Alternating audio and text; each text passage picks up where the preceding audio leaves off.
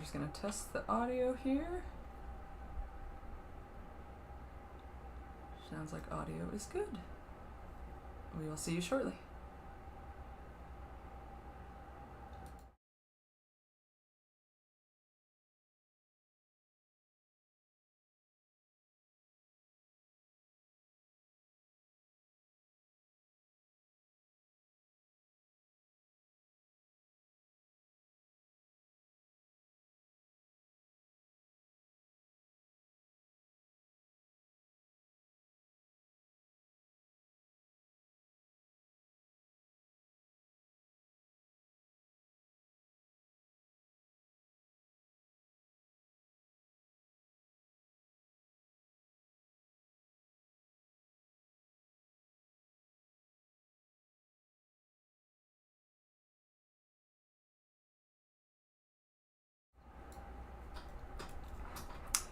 Hello and welcome to GEG Iowa's, one second here, hold on, we got some echo. Okay, that's better. All right, hello and welcome to August's monthly meeting for GEG Iowa. This, for all intents and purposes, is essentially our inaugural meeting, because our first meeting we had some technical difficulties and the live recording did not have audio. So we are going to represent this information that was covered last month in this month's. So hopefully we will get some good tips from this month. Give me a second here. I am actually going to close this blind.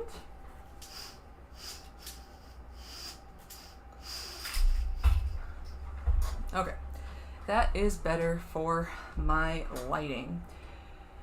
All right, so as I said, welcome to GEG Iowa, our monthly meeting for August. This is our second meeting, technically. So today I'm going to talk really about, in general, what these meetings will look like. I will go over our general procedures. I will show you essentially all the websites that you could use, and then we will go from there. So this document is going to be a running document that you can find at our website, which our website, let me zoom in here for you, or actually let me show you. There we go. Okay, so this document is the document I was referring to. You can follow along with this document at our website. Let me show you our website. It is bit.ly GEG Iowa. So again, let me zoom in on it for you. And actually, I know I'm doing this kind of on the fly, but I think I can turn on a couple extensions that should help us.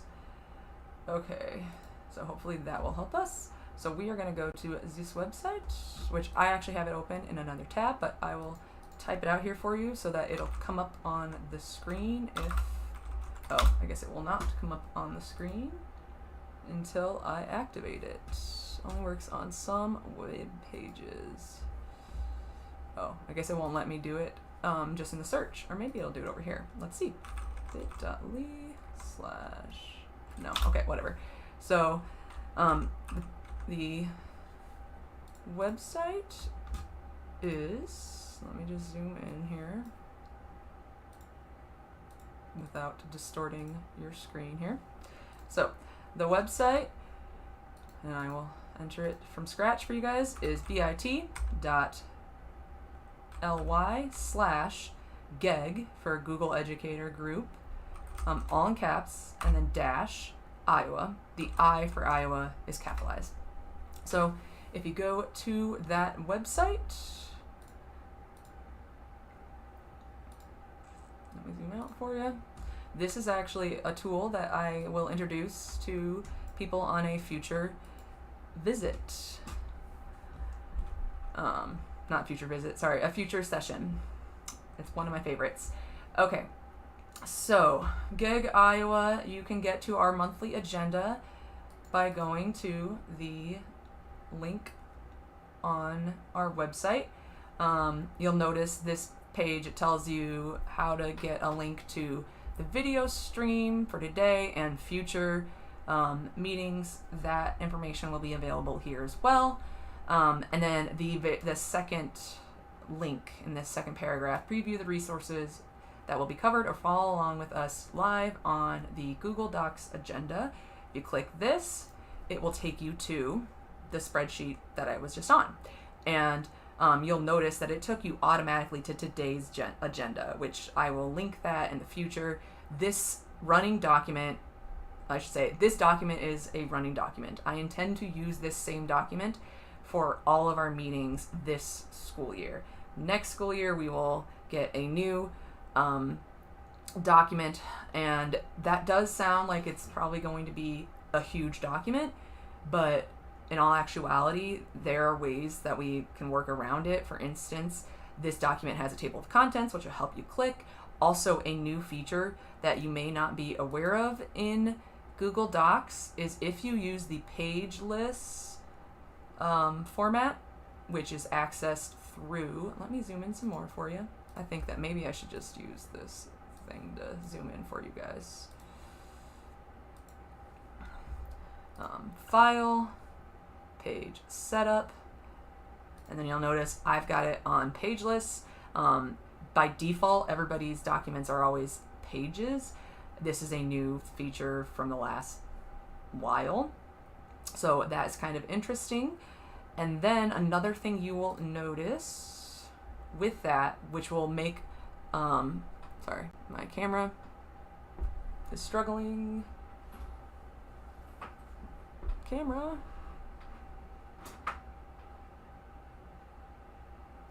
Well, I might just be blurry for a while. I do not understand why that's doing that, because it never does that any other time. Oh well, I don't care. I'm sure you guys do, but oh well. So another interesting thing about this is by doing page lists, here, I'm just gonna get rid of my camera because it's being a jerk. Okay, so by doing page lists, you can actually collapse and expand all headings. So that is extremely interesting and helpful to know. So that was a complete tangent, but may have confused people from the beginning. So I thought I might as well start with that. All right, actually, let me zoom in a little more for you guys. Okay.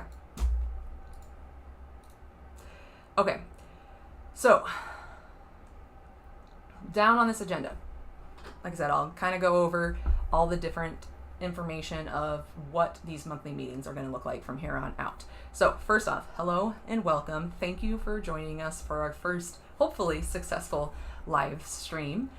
There is a live chat that you can at any point leave comments and different stuff like that. And all of that. I will try to keep the chat open and be conscious of it, but this is still new to me, so we'll see how I do for that. But we'll see how that goes. So first things first, hi, my name is Whitney Bacon. I am currently an instructional designer or ed tech coach for the Iowa Educational Services for the Blind and Visually Impaired.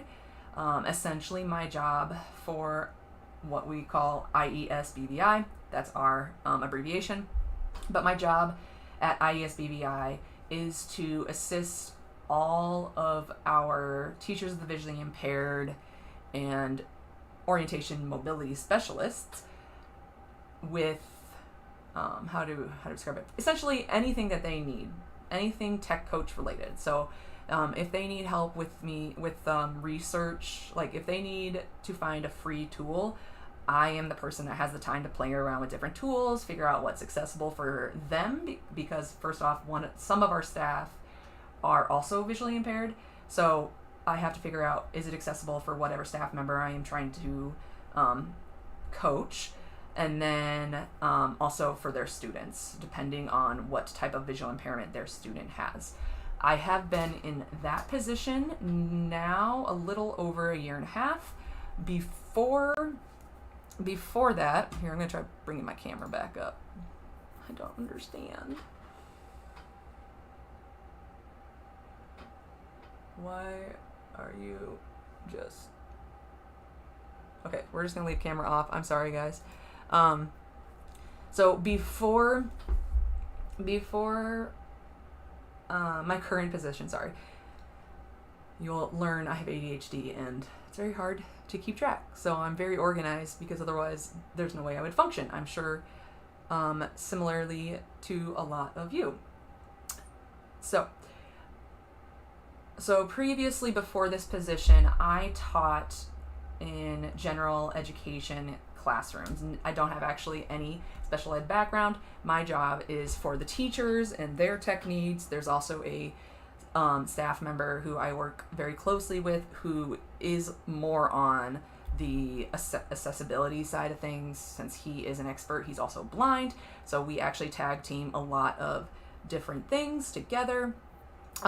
So before this, I taught, I think I said 7.5 years in general ed.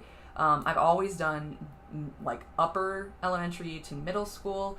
So I've taught 5th through 8th grade. My first 3 years of teaching, I was a reading specialist and the lit and language arts teacher for 6th grade.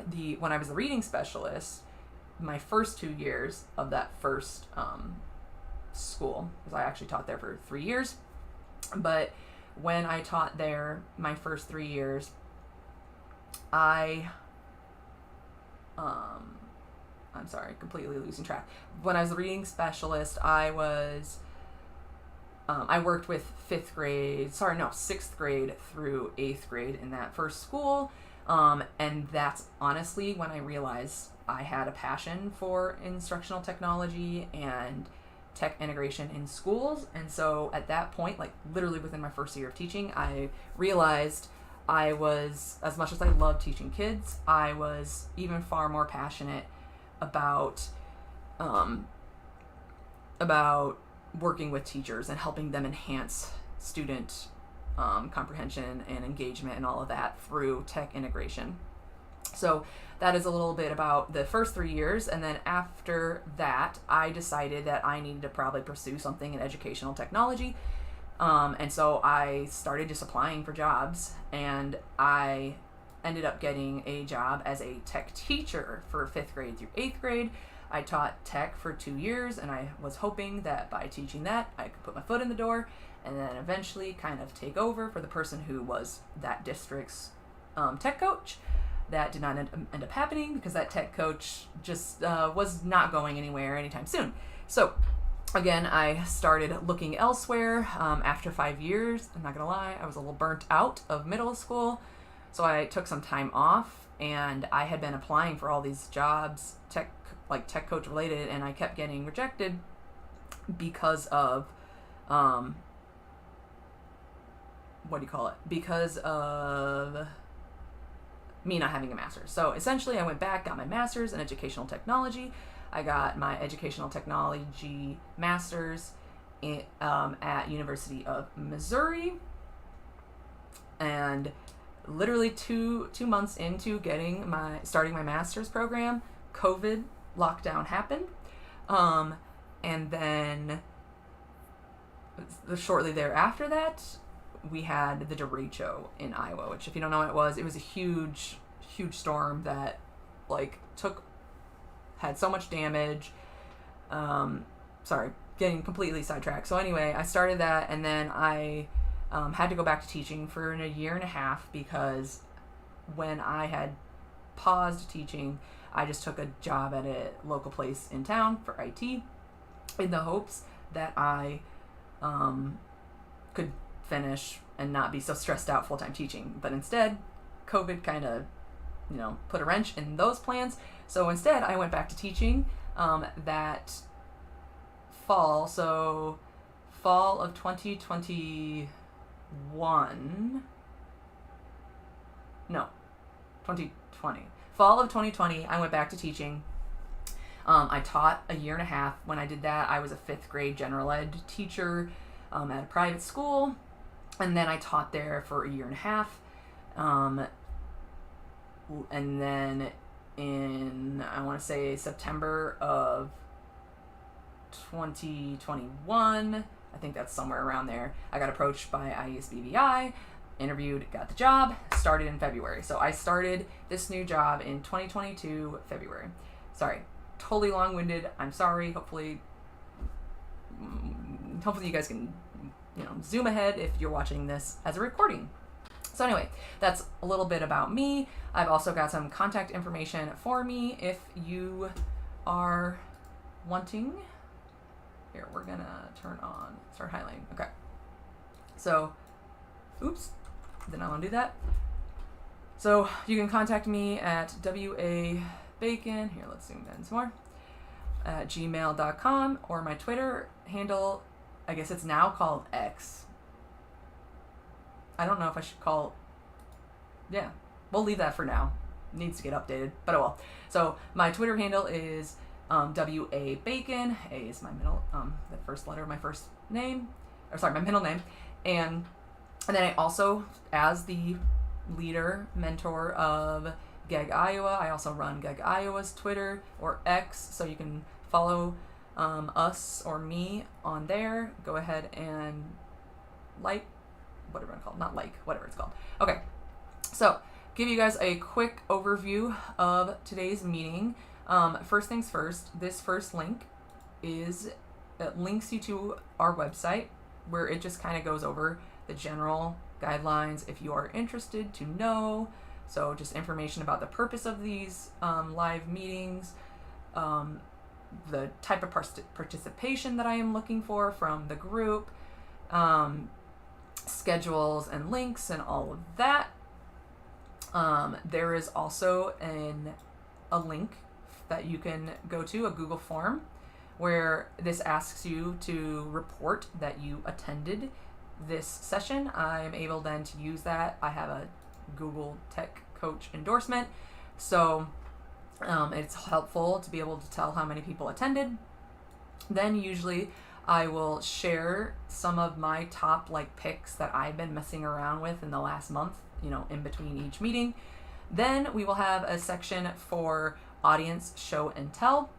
Essentially, the entire time that I'm sharing, if there is a really cool resource that you would love to share with the group, you are at any time, you can leave a comment. Let me actually go up here and show you guys.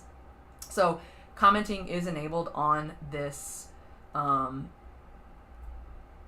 document. So you may leave a comment anytime. You just, highlight whatever and click comment. There is a section down below here, down here, where you can leave a comment.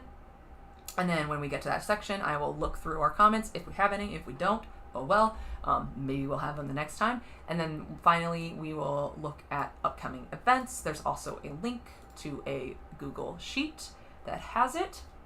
Just a quick little informational about this. I have this color coded and scripted in the background so that it will always highlight the current or next meeting. So for instance, tonight is currently in green because green is the next meeting. As soon as midnight here in the Central Time Zone hits, then this will actually change from green to similar to this first line. Any events in the past will automatically be changed to grayed out. The links are still available here, but just for you guys to kind of get a general idea of how that works.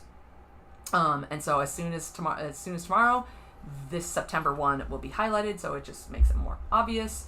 This information can also be found on our website, on this monthly meetings. If you scroll down, as I said, there's the guidelines, but then there's also all of our upcoming events. This is updated. I will update the website as often as possible, but definitely before the next scheduled monthly meeting.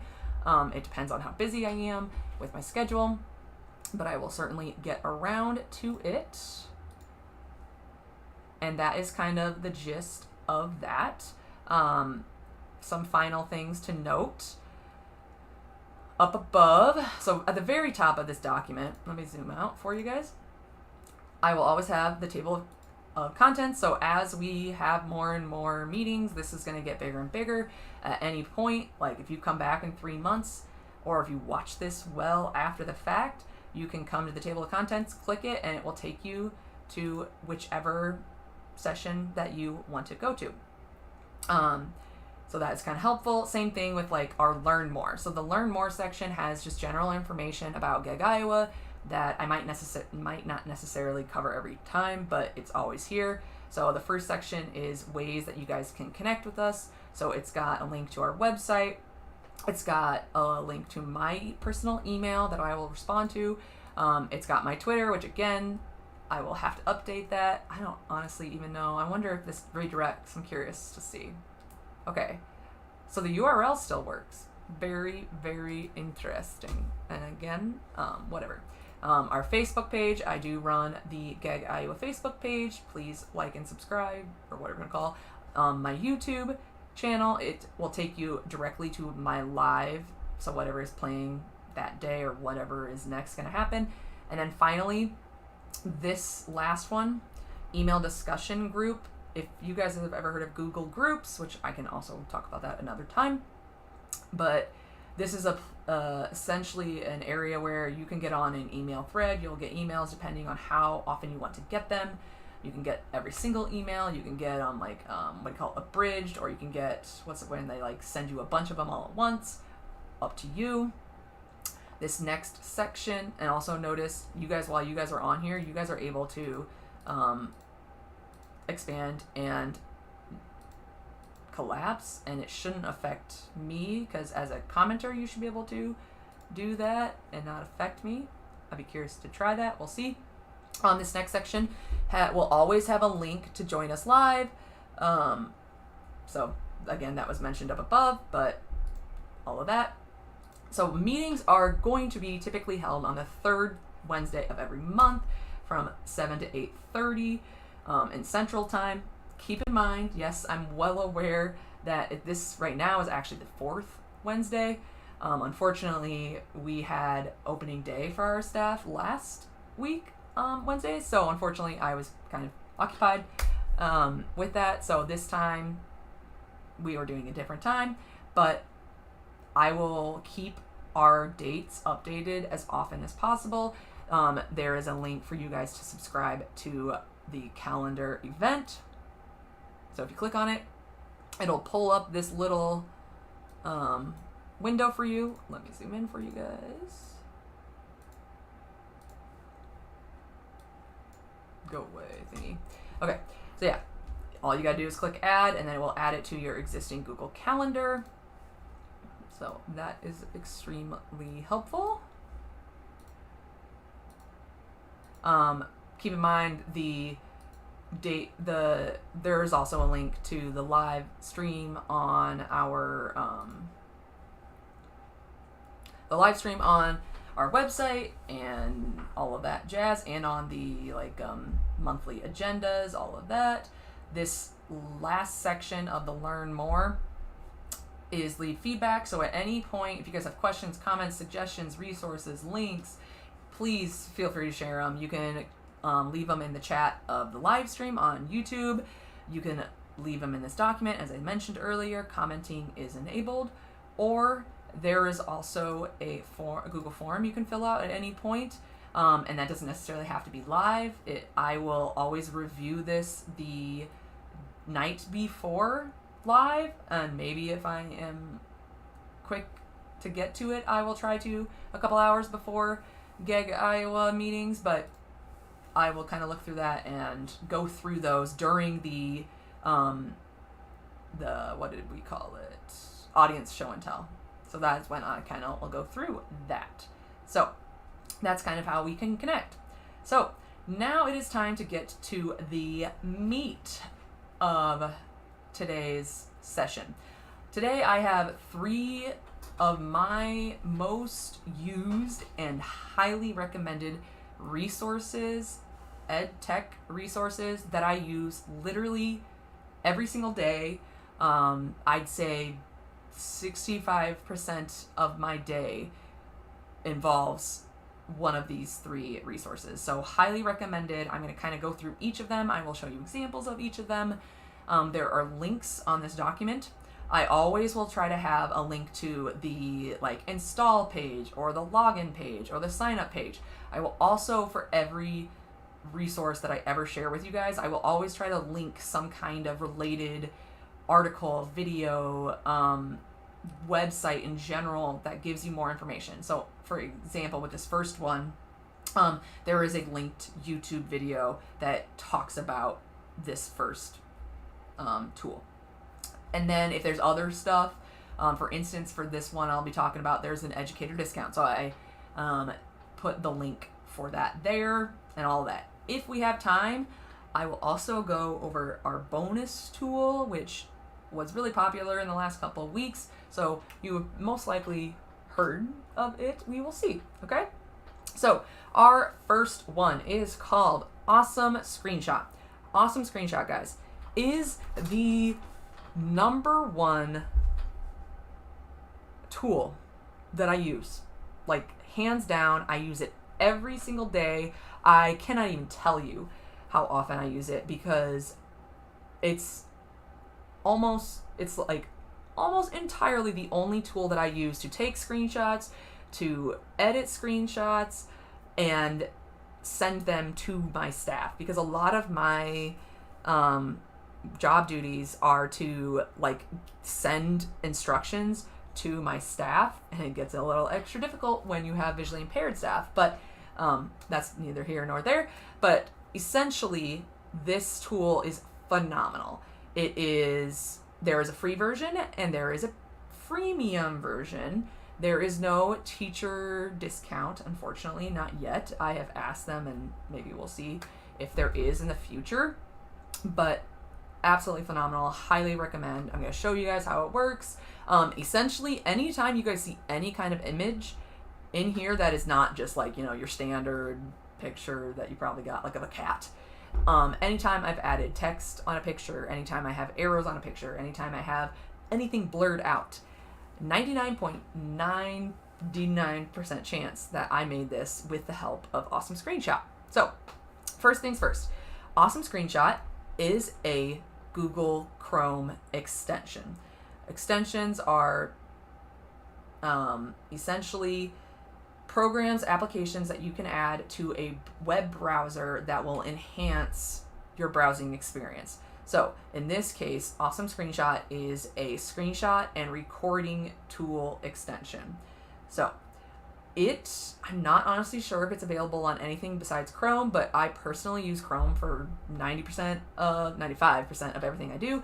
And when Chrome does not work, then I just pull open Firefox for other things. That's my second one, but I very rarely use it. Okay, so if you click on this first link, it will take you to the actual Chrome web store where you can install it. You'll notice mine says remove from Chrome because it's already on here. And you will also notice, let me zoom in here for you, that the extension's logo looks like a camera with camera lens and very colorful colors. So with that in mind, your extensions are always found up here if they're pinned, which I have Awesome Screenshot pinned because, again, I use it, I don't know, probably over 100 times every day for personal use and for professional use. So very helpful. So it is this guy. I'm going to kind of go through everything that you would probably want to know about Awesome Screenshot, and then if you guys have any questions, like I said, leave a comment, leave it in the live chat or anything like that. So first things first, you can use this for capturing and or recording your screen. I personally use this only for capturing, so taking screenshots, because I have a different tool that I prefer more for screen recording. The screen recordings options, let me just go to that tab, are still good. Like I've played around with them, but I have not played around with them enough, and I don't think they're personally as good as another tool that I will cover in a future meeting with you guys. So as you can kind of see, there's all these different options. It's fairly simple. That part, like, especially since I'm already broadcasting video, I probably can't do recording here with you guys, so that makes sense. Capture is very easy. The things that I love about Awesome Screenshot, first things first, is that everything can be tied to a keyboard shortcut. So whenever I am ready to take a screenshot, I can use 2 to 3 keys to take my screenshot. And depending on the type of screenshot that I want to take, like, so say I only want to capture a small area of the screen, then so let me just show you guys, I can either do selected area, or also notice, if I zoom in some more, nope, I can't zoom in anymore, sorry. It also has the shortcut. One thing to note with this, you can actually customize what shortcut you want to tie to each of these. And I say that because the full page screenshot option was originally, I believe, by default, Control-Shift-E, which, if anyone knows that one, I use that also very frequently in pretty much any like word processing or other similar program, whatever you want to call it, to center the content. So that's of interest to anyone. So you can do it through here by just selecting the icon and then clicking whatever you need, and all of that. You will also notice that it now has ChatGPT in the name. I have not personally actually used it. I have yet another extension that I use for ChatGPT, and I love it.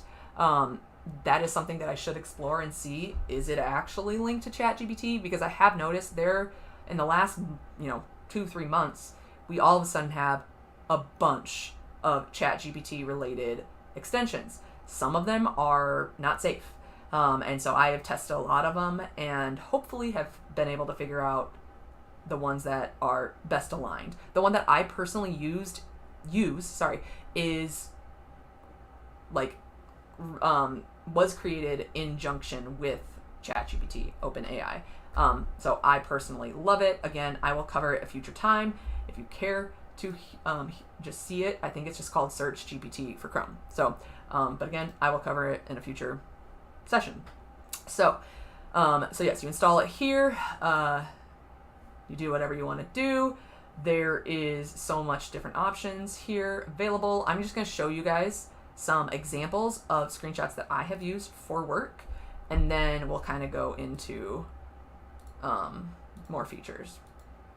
Let me zoom out. Okay, so here's some different screenshots that I have used in the past.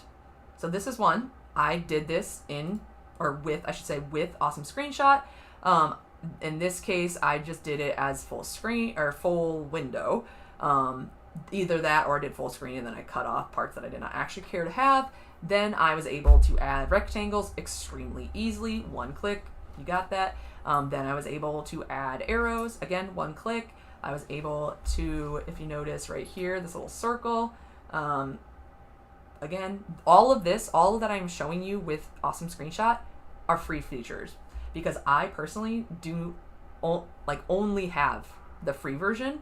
I am thinking of asking my boss to upgrade me to the premium version for work, but I don't know. He also pays for some other stuff, so it's lower priority than some of the other premium stuff that I will possibly suggest in the future. So you can add a little text box to give them little information. So like, as you can see, this one was a Google form. I don't know if you guys deal with this a lot, because a lot of people constantly will share the wrong URL to a Google form, and then all of a sudden we have parents or students editing the form itself. And so I've sent this many times. Again, sometimes it falls on deaf ears, but whatever. So that is something you can do with this tool. And again, it's very user-friendly, easy to learn, all of that. Here's another example. This one is really simple. It was just Outlook. Someone was trying to figure out how do they change the theme of like the text that they have and stuff like that. And this was actually a string of like 3 pictures that I took and showing them step by step. Okay, you go here first, and then you go there, and you go that. And again, very simple. Here's a third example of how I've used it. This one shows the blurring ability. So this one I had, and especially for an example like this, confidentiality wise, I do not want to send this out to like let you guys see this or anybody else, because there were names in all the places that I blurred. Again, extremely easy to do that. So let me show you how I executed any of this. So just for instance, we're just going to go to my school's website. Okay. All right. Here's our website. I could, if I do not know the shortcuts yet, I could activate this. Let me zoom in a little bit for you guys.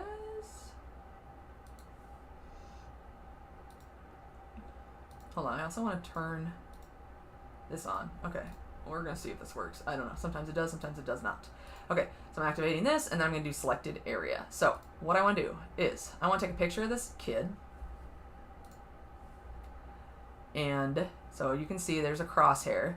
I want to take a picture of this kid, and then I'm going to actually blur his face, because that is a common thing. Like, say we had to send something. In this example, obviously, like, this kid is okay to be taken pictures of because he's on our website.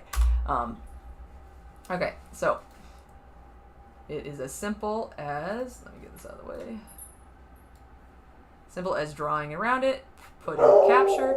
Another interesting thing, excuse me guys with the dog, he is, annoying. And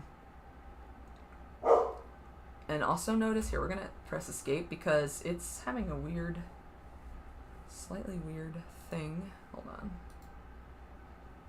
We're gonna refresh this because it should not be, yeah, there we go. Okay, so I'm gonna activate this selected area. I'm taking the screenshot, and then notice, and I'm gonna zoom in for you guys again. I honestly need to figure out these thingies. Oh, that's weird. That actually switched where I was taking a screenshot. Okay, anyway, we'll just have to do it this way. So notice as soon as you drag the rectangular tool, you immediately have these options. So you could immediately copy, and then honestly, here, let me just pull up my email. I've got it copied. So the picture is copied. If I'm not going to do any editing to it, I could literally go open a new email, image, and there's the image. Very, very helpful. So, but the problem is that, like, as soon as you click that button, it's gone. So instead, what I would probably do in this case is I would click capture. When you click capture, it's going to open a new window. Then you're going to have all these other features. So let me show you guys. You will notice some of them have the word pro or beta, which I have not used any of the pro ever because I have never had the paid version. I'm willing to bet there is probably a trial that I honestly should probably use it, but I have been able to find workarounds for everything that is not available for free. The beta, it's been out there for a while. I just have never used it because I just commonly use the other features. So there's a zoom in, there's a zoom out, you can crop whatever you want. You can resize this image itself. Like I said, you can add rectangles. Interesting thing is if you click rectangle, you don't have to do just rectangles. Say you need an ellipse. See, that's not right. Why can't I think of how to say that word? But whatever. You can do that. That is one thing that is kind of limited. There is only 2 different shapes that you can draw, but I have never needed other shapes, or if I have, then I just will do my edits first here and then do them elsewhere when I need to. There is a highlighter. There is just a straight up pen that you could write. Like if you're on an iPad and you've got a stylus, you could just straight up write on it that way. There's a text, so literally can just do it. Say, this child has CVI. Doesn't matter what that means, guys. And then I can edit it. It is a little limited on the different options that different like fonts and stuff. You never know, maybe they will eventually add more, but I've been fine with everything that I've used. It's like whatever. I could change the size. This is just, it will always keep whatever you last used, which I use red a lot. And then if you click, there's like a button that essentially it will flip. It'll do the inverse color. There is, like, you can add shadow to the text. So I can add shadow, either or. Then you can also switch the color of the text. You can switch the color of the background, anything that you want to do, all of that. So extremely helpful. And then this is the blur button. Blur button is awesome. You literally just click it, and then rectangular. One thing that is slightly annoying, I guess, is that there is no percentage. Like, I can't choose to blur by 10%. I just kind of, that's what it is, so that's life. But that's fine with me, honestly. Again, it works for what I need to. The pro things that I've never done is a call out, which I'm assuming is just a comment. I don't even know how that would work, because usually what I do is I end up copying whatever I did, and or saving the finished annotationed product and to my Google Drive. Which, speaking of which, this can interface with Google Drive. Like, this automatically, everything that you do in here will save to a folder in your Google Drive if you link up your Google Drive. Or you can create a awesome screenshot account and it saves it all in there. I think that if you do it on there is a finite amount of online storage, though. I'm not sure what that amount is. Steps, okay? So this is one where I was like really tempted because I feel like I could use this frequently. However, I've done a workaround. I literally, like, especially since I'm like, I don't care, what I will often do is I take the, circular one, just draw a circle. I'm trying to think of how I've done this. Maybe I don't do circles. Maybe I do, hold on. Maybe I just do text. And then just do one. And granted, that's like huge. And then I literally would just do, whatever. Something like that. Since I just showed you this arrow, there's a couple different arrows that you can choose from, lines. You can change the color of your arrow. You can change the thickness of the arrow. Some of them are pretty ridiculous. So, again, all pretty easy. Stickers, I have never used it, and it's a pro. I wonder if it'll show me. Okay, so it does show me some options. I wonder if I can, nope, it'll ask me to do that, okay. Image, why this one would be helpful is that, I honestly don't know, because you could literally copy and paste. Like, if I went and got another picture, then I literally would be able to just use the shortcut to paste, which is Control V, and it would appear on top of here. So I don't really know why this is a thing. I think it's just because this would be images that you have stored, not necessarily copied and pasted or copied. Watermark, I've never used it. I'm assuming it'd be pretty awesome. And a border. So a border around there, you can do. Never done it. A browser. Oh, they can do like a fake browser. I do not like that it is a Mac one, but and padding, that's awesome. You can pick the color of the padding. That's really awesome. I don't know why I've never paid attention to that one. It must be fairly new. Okay, so then other options. You've got copy, which again will copy whatever the current state of this screenshot is with the annotations. It will copy it essentially as it'll flatten it as an image. So everything is on one layer. If you click done, then this is still the annotation menu, which let me come back to that. So there is a button to clear all, so that would clear everything that I've done annotation wise. And there's an undo and redo, which because I just did clear, I can't undo that, but whatever. So yeah, you can copy or you can click done, which I lost some stuff. So let me just do some quick quick stuff. Then we'll just say this child needs a white cane. I don't really know too much of that content, but yeah, whatever. Okay, so then I'm gonna click done, or I could do copy. But if I go to done, then there's a bunch of different options. So you'll notice one of the first options is that this is currently saved in my items. So because I have linked my Google Drive, and by linking my Google Drive, then I have as much storage as my Google Drive has. Also notice that you can move it from said folder to another folder. I honestly do not remember that option, so that must be a fairly new option. My lip clicker's not working anymore. You could also, if you want to just share this link from Awesome Screenshot, because like maybe you're trying to convince other people to download Awesome Screenshot, then you could get the link for that. These are things that you can just share it with outside of here. And there's also a bunch of other stuff. So feedback, I've never done it. Oh, that's feedback. So like if you're having problems with Awesome Screenshot, you can report it there. Of course, whatever. Okay. Yeah. Oh, that opened a new screen. Okay, options. My items will take me to literally all items that I have made and that are in Google Drive.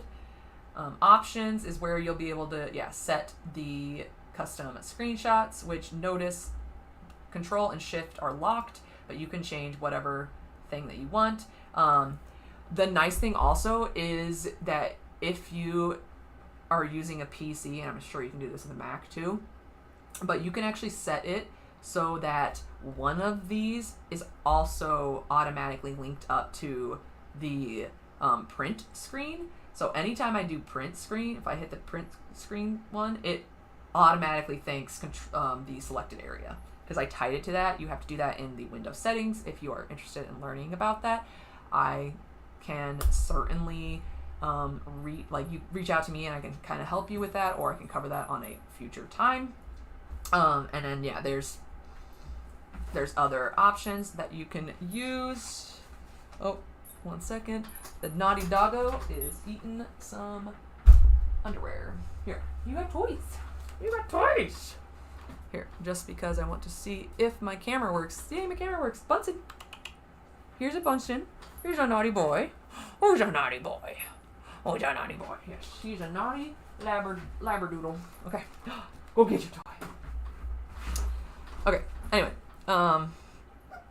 let's see if this... Okay, hopefully this is going to continue to work, guys. Here, I'm going to go bottom left instead.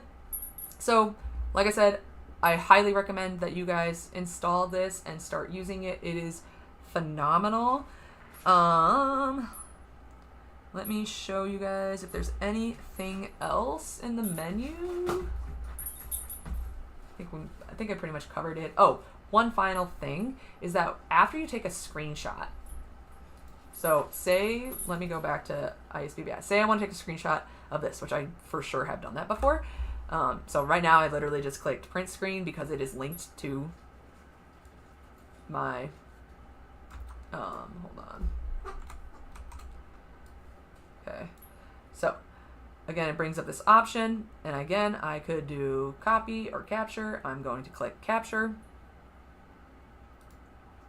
So the really cool thing is that this will open up a new tab. But the also really cool thing is that this is literally an HTML file, so you can save this link. And I actually do have it saved. You can see it up here. But let me show you what it looks like when I go there. I use this all the time. So when I go here, this is literally the where you can go to edit and access the annotation tools with a saved image. So, or if you have something copied.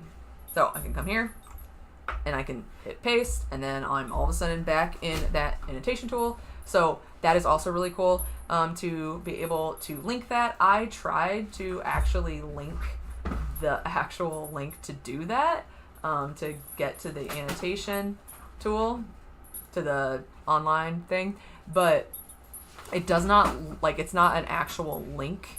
It's unique once you have it installed. So install it. I highly recommend. Okay, so that is Awesome Screenshot. as I said, I highly recommend. And there is a video that you guys can check out if you would like to hear more about it. But honestly, the person that goes over this goes over a lot of the same stuff that I do. The next tool is the best task managing tool / reminder tool you will ever come across. As soon as I heard about this, was recommended this like a year ago, it has changed my life. Previously, anytime I would set a reminder, I would just use my phone's like built-in Google. I have a Google Pixel, so I would just do the Google reminders, Google Assistant reminders, and I do not like that interface. I don't like that. Like, it's very hard to get rid of it and all of that. So hold on, what just happened? Okay. So instead, you guys need to use TickTick. So I'm going to show you guys TickTick. I'm going to show you some examples of how I use TickTick. First off, I use TickTick for both my personal life and my professional life. Literally use it to manage my life. So TickTick. All right, so this first link will take you to the sign up page. Okay. This tool also has a free version. This is one tool that for my personal account, I use the free. Everything I need is great. But there are extra features that I think are worth the subscription. So my work account, work paid for it. And there is actually an educator discount.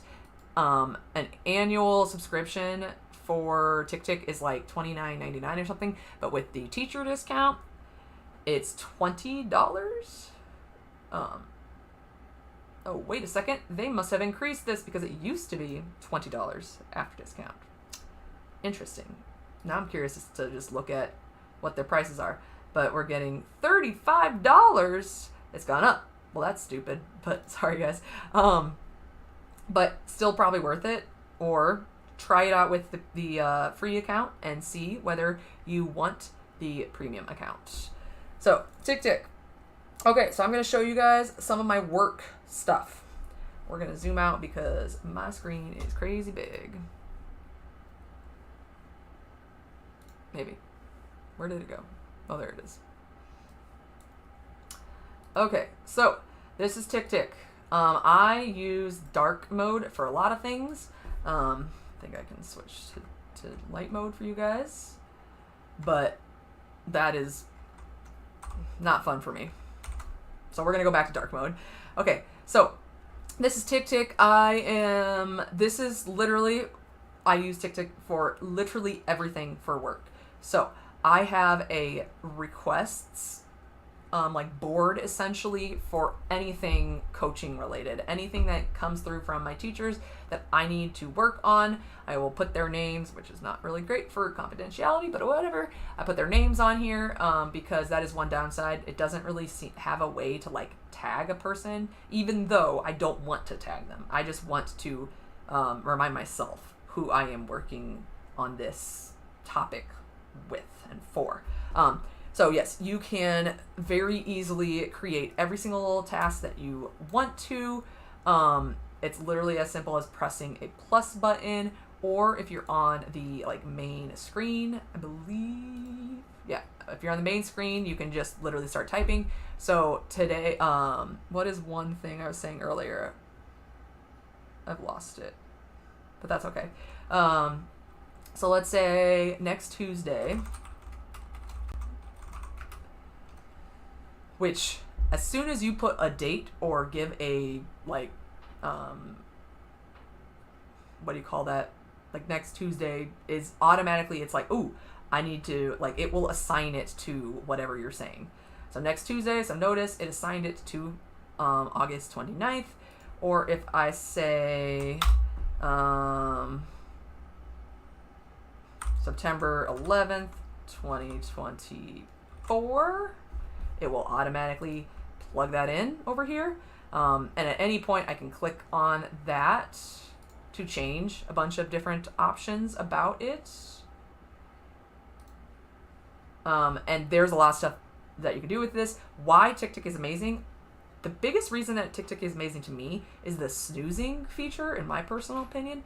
I have a problem with putting like essentially every task that I need to do, including stuff that like needs to become a habit and it's not quite a habit yet, like taking out the trash. In fact, we're looking at my personal one right now, so we might as well just look at some of these options.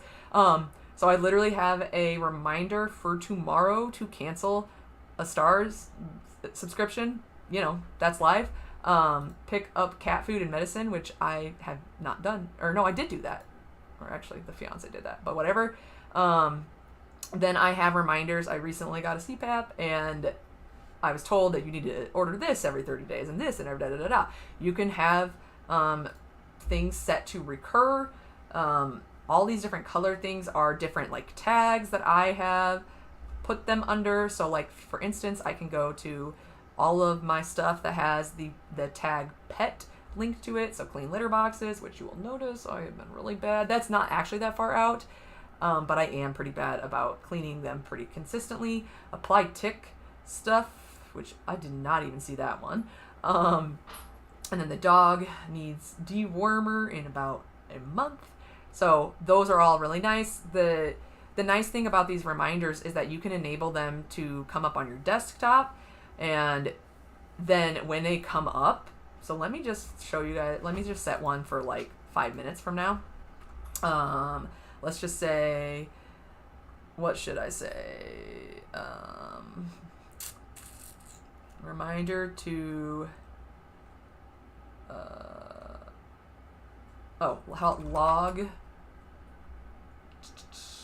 log coaching hours. Even though that would probably be on my work one, but whatever.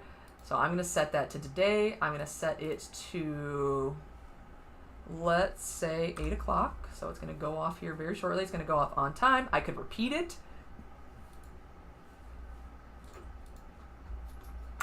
And that should go off in very shortly, just as long as I have it enabled, because I sometimes turn it off. I definitely always have it for work, but I often ignore my notifications for personal, or I say I'm going to use it on my phone, because that's the next really cool thing about TickTick. The mobile interface of TickTick is even better. Like, it's very easy to enter anything in, and you know, all these different things that you can do with it. So let's go do something else, because then this reminder will come up. So you can set all these different categories within a list, is what they call it. One thing that is only available in the premium is, I think you can only have 5 lists at a time. However, an interesting workaround is that you can infinitely share things from one account to another. So how I get around this is, for some of my stuff, like from my work account, I actually share my work lists with my personal, and then I all of a sudden have more than 5 lists. So I have that for my work. So like this work request is actually from my work account. We are currently sitting on my personal account, but I have shared my most popular work one, so that if I am working hand in hand on both accounts, but I am not, but I'm sitting on my personal account, then I can access the most important things. Anything that I click on this account will, anything that I select as complete will be selected whether it's on whichever account. So same thing of like, there's some lists that I share with my fiance, because in fact we're getting married. So we have a wedding list. So this entire list is shared with him. He can mark things off. He doesn't, because I manage it mostly. But if he wanted to look at it, he could. You could share anything with anybody. You could have like one sub one. I don't know if that really makes sense, but let me show you guys. Because there are, for my actual, I'm going to go over to my work account. On my actual work TickTick, since I have the premium version, I can do, first off, more than 5 lists, but I can also do sub lists. I think you can still do sub lists with the free account. It's just that you, again, like the sub list count as a list, so you hit that 5 list very quick. So yes, my ed tech list.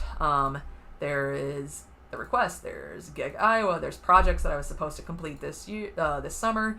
There's testing that I need to do. There's certifications that I am working on. Just different stuff like that. And if you remember, I shared this list, and you can see that it's shared because there's like a little guy on the logo. And I shared GEG Iowa, and I shared my day-to-day stuff. My day-to-day is just tasks that I know I need to complete. They're not necessarily related to coaching-wise. It might be like when I have to do expense forms and all that jazz. So yes, I throw that. Next thing with this is there's a bunch of different views that you can use. I'm going to go back to my work one, or my personal one, sorry. And let's just go to,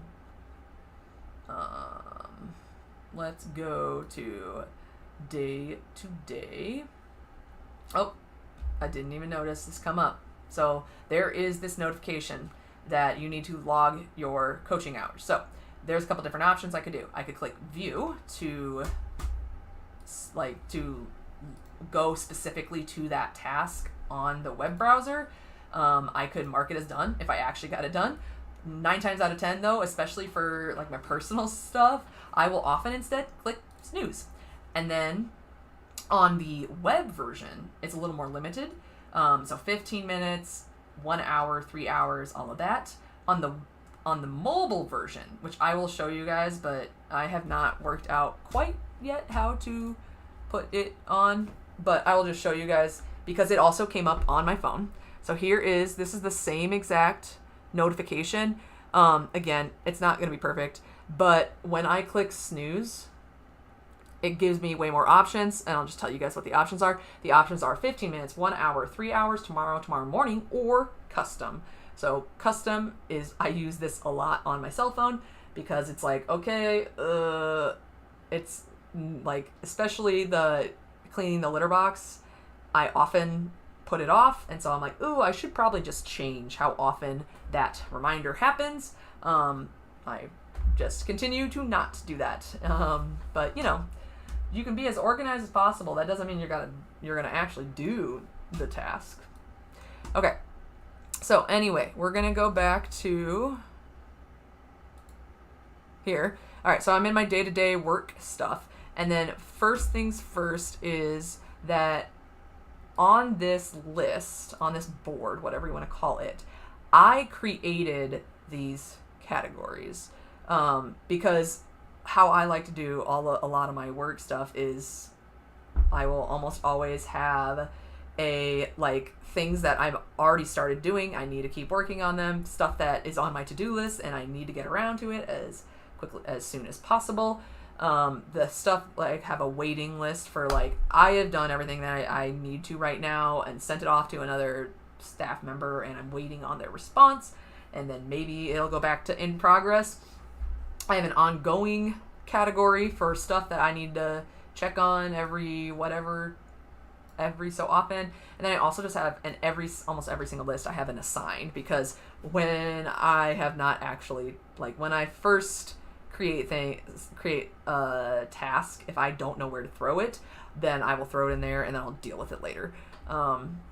So that is kind of how that works. This is my most preferred way of viewing a list. But the default, and I should say first off, so the most preferred, which is the one that I'm showing you right now, is called Kanban. So I'm going to zoom in one more time, or 2 more times, because I will show you what that looks like. So in the top part of TickTick, there will be a More button, and then the very first option under that is the type of view. So I currently have it as Kanban. The default is List View. So if you do not go in and change it, then this is the way it will be, which you'll notice for a lot of my personal ones, I leave it as a list, because quite honestly, I don't use my personal one on the web version a lot, except for to, like, create new tasks. Oftentimes for my personal use, I use it on my phone. and I add stuff that way, or check stuff that way, snooze stuff that way, all of that.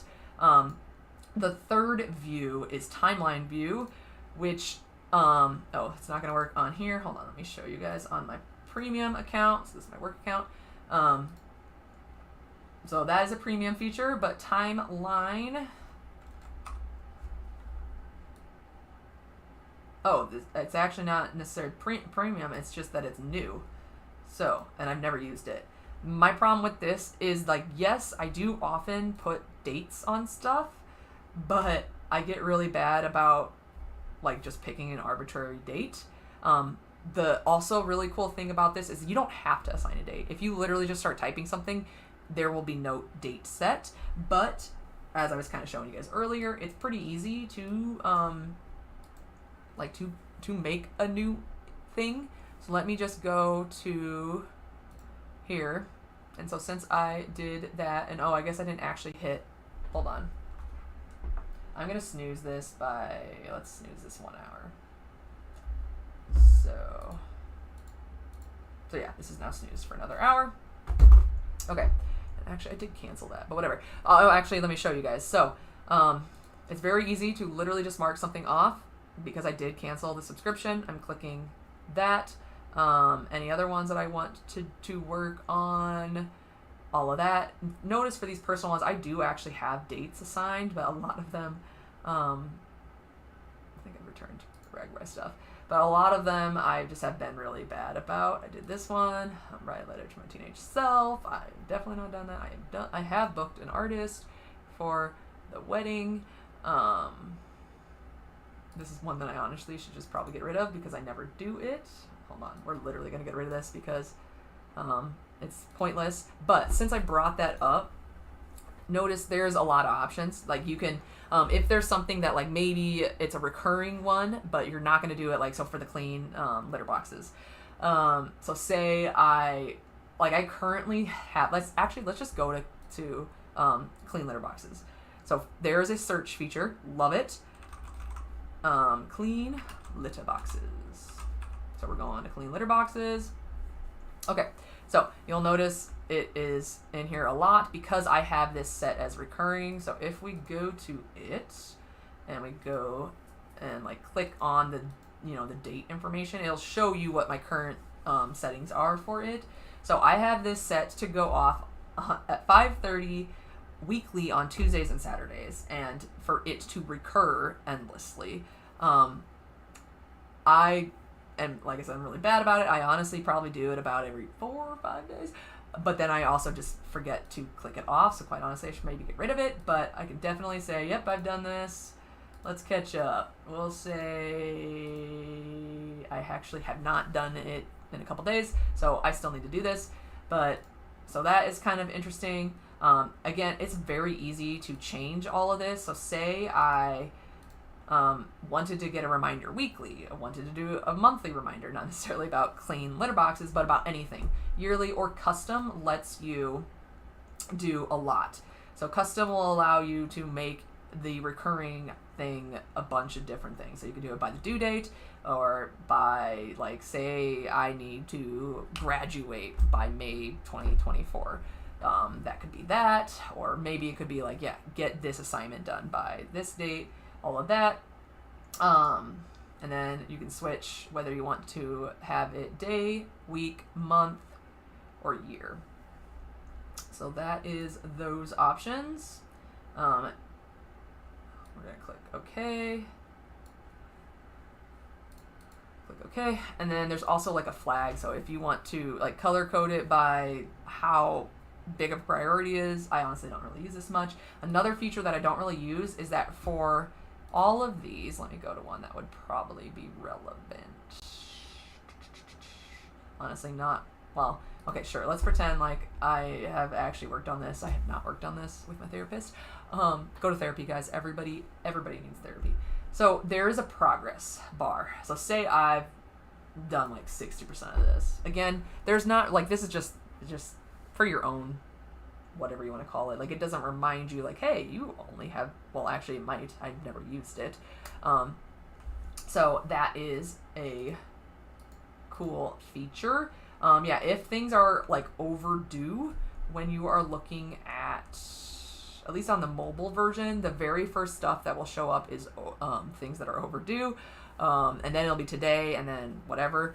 You can also change that if you want to look at it differently. So that is TickTick. Again, highly recommended. I love TickTick.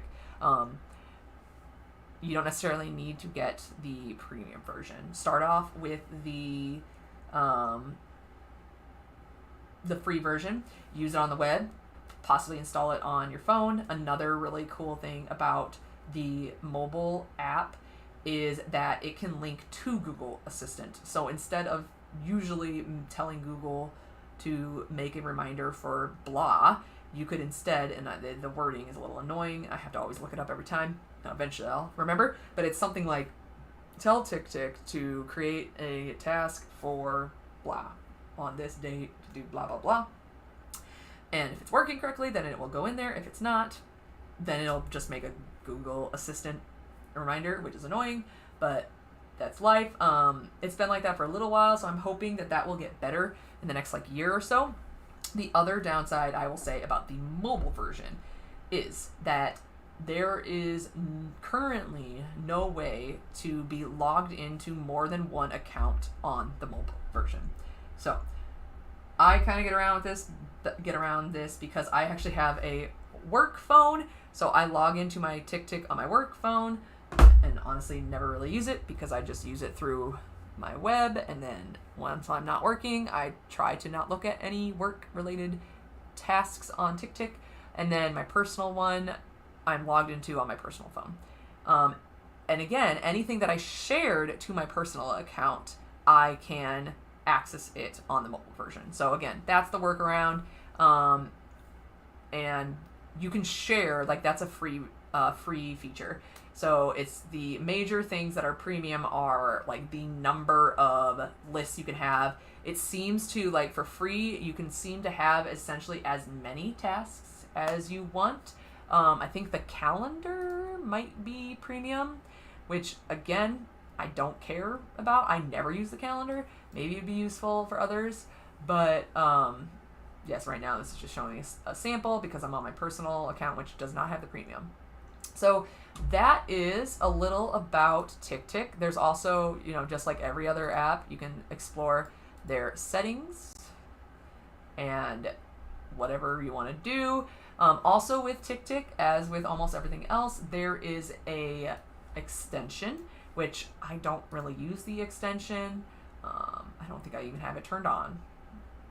But yeah, there is an extension so that you can add it without going to TickTick. It works fine. I just honestly always have TickTick open in a tab, and I just go to that tab anytime that I'm doing stuff, or I grab my phone, whichever phone it is, and add a task or complete a task that way if I'm really worried about it. So that is TickTick. Again, kind of all over the place, but so our last one tonight, which we're getting close to time, but hopefully, especially since this is the first session, and I do not actually seem to have anybody live right now, so hopefully in the future we will have actual people. But the last one is a password manager called LastPass. First things first, LastPass itself is my personal recommendation because I have used LastPass now almost 8 or 9 years, and I love LastPass. There has recently been a breach, and honestly, breaches happen in all password managers, so you have to understand a certain level of risk. With LastPass, though, they were not able to get as much information as they would have had you just have been putting your passwords elsewhere. So LastPass is my personal preference, but there are other password managers. My biggest suggestion with password managers in general is do not store your passwords in a Google Doc or a Word file on your computer. Even if it's locked, it's still not as secure as using an actual service where their literal their main focus is on protecting passwords. So also with that in mind, I would also strongly suggest that you do not store your passwords in like Google Chrome or in Firefox, because again, that software was not designed for password protection. Therefore, it is not going to be as secure as an actual program that is designed for password protection. So, first things first, LastPass. There is a link to the website, which looks like this. Once you are actually registered and in, it will look like this, okay? So, it will show me every single password that I have stored in my vault, is what they call it, and then I can literally look it up if I want to edit it, if I want to view it, if I want to copy and paste the username or the password. It's very easy. I'm not going to actually click that because I don't want you guys to actually see my actual passwords. So it does display the emails, but it won't show you guys the passwords. A really cool thing about LastPass, and I'm sure a lot of other password managers, is that there is a security dashboard that is pretty extensive. So I'm going to click it. And currently, guys, my vault is a work in progress. I'm well aware that I am not passing with passwords, but I'm getting better. So right now, it says that my security is 59.5 because I have a lot of passwords from previous years where I literally just picked one password and I'm like, well, this is not that important of a website, so I'm just going to use the same password. So I currently have 182 passwords that LastPass has identified as being either weak or duplicates. This used to be like almost 300 or 400, so I started with like 18% safe, and I have done a good job of working on it. But so I can click on it. Again, it's not going to actually show you guys the password, but it will show me all the different things that I currently have stored in my vault, and it'll have the username, and then it'll tell me what the strength is for that particular password and why it's at risk. So for instance, for quizzes, a great EdTech resource, my password is at 33% strength because I've reused it. I've used it in more than one place because it was a previous school that I worked for, and I probably used the same exact password for a lot of EdTech resources. Or this one for Project Lead the Way. It was a very simple password, so it's saying it's weak, and LastPass will give you recommendations for this is how long you should make your password to make it more secure. And I've used that password in more than one place. So it's very great of a tool to give you that information. It's also very easy to use, the web vault. All I would have to do anytime I want to add a new password, let me go home, is literally click a plus button, and then it can be like, well, what kind of thing do you want to add here? Because you can add your credit cards here. So I actually do have 2 credit cards in my vault, and that is literally the only place any of my credit card information is online. I do not have it stored to Google Pay or whatever. I don't have it stored to like Venmo. It's all through here, and then it's literally, I will show you guys what it looks like, but it's one click. It will copy and paste the stored data that is in my vault. And it will do that. It'll make it real easy. It's a one click if you are logged into LastPass. Essentially, for password managers, essentially how they work is that you should have the strongest password be your master password, so aka the password that you use to log into your password manager. And then literally anything else that is stored in there, it does not matter. Like, you can have them as complicated as possible because you are never actually supposed to remember them. Every single password in your password manager should be unique. I am very slowly getting there. I am trying to get to 0 at-risk passwords.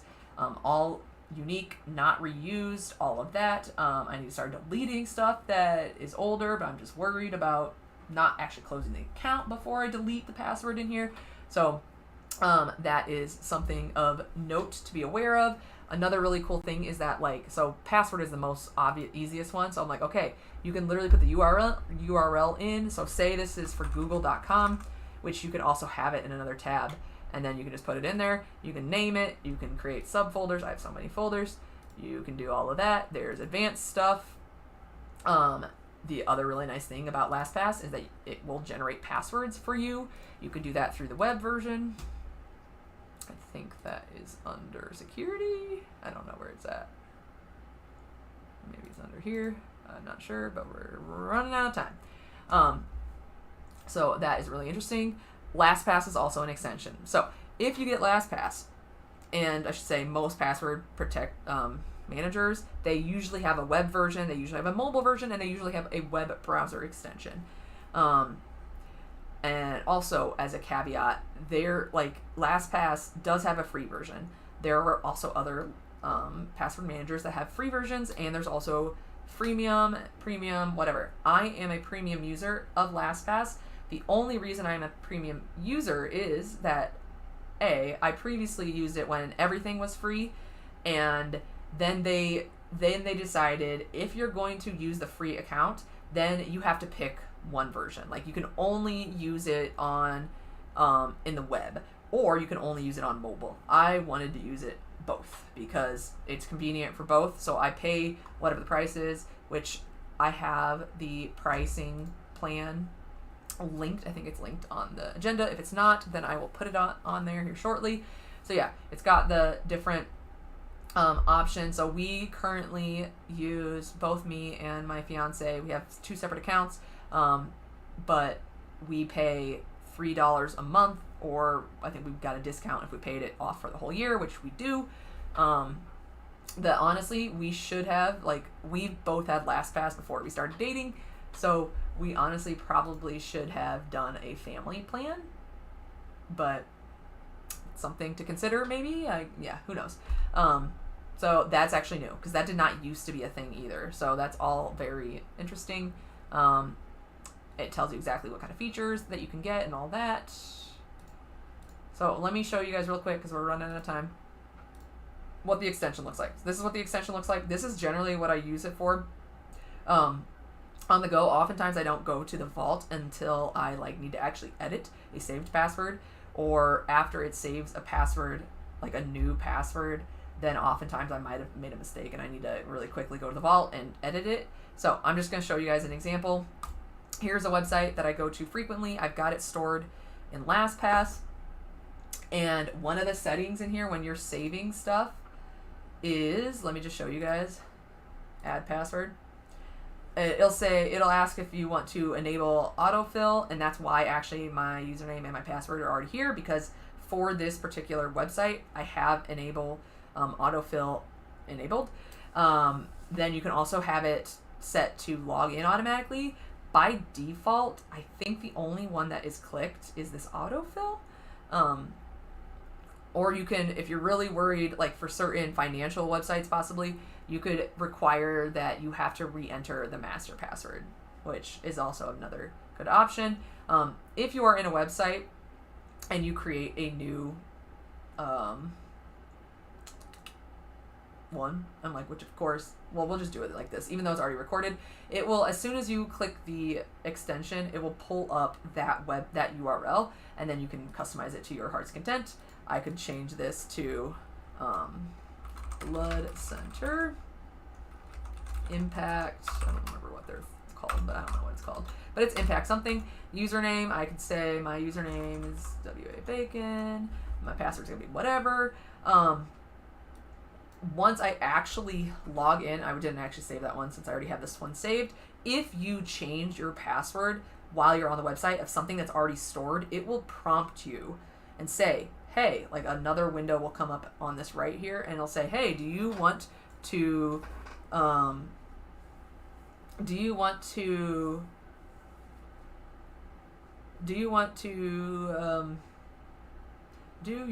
sorry, I'm completely losing track of my thoughts, but do you want to update the password that you have saved? So you can either click yes, update it, or sometimes I'm if I'm not sure, if I accidentally think I'm making a duplicate in LastPass, sometimes I'll hit no, and then that's where I'll open the vault, and then I'll go find the password and see if I all of a sudden now have 2 for this same website. If I almost just did that just now, I would have made 2 in here. The nice thing also is when you are browsing, so say I'm on another website, let's just go to Facebook. Hopefully I'm logged out. I am not. So okay, so say we sign out of Facebook. If the extension detects that you are at a website that that you have something in the vault for, it will show you in the toolbar, it'll say like however many you have stored. So this says 1. If I'm on like something that's like, I have a lot of Google ones. So if you'll notice, this one for Google says I have 7 because I have old work accounts and stuff like that. And you can click on it. You can kind of go through whichever ones you want. You can copy. So say I a lot of times I'll use this because I need to test stuff for students. So I could come here. This is also searchable. So say instead I don't want to look at Google. Say I want to look at my Microsoft password that I have stored. So this is like kind of on the go. You don't need to go to the vault, but there are options here. So say I'm like, ooh, I need to copy the password for my test student Microsoft account. So I go here, I click copy, it's copied. Say I realize, ooh, I need to edit that. Then I can come in here, click edit, all that stuff. I could get rid of it. I could do favorites, which I honestly have never used. I'm willing to bet if I do it, I bet you it's going to show up in this same window. Hold on. Come on. Quit being a jerk.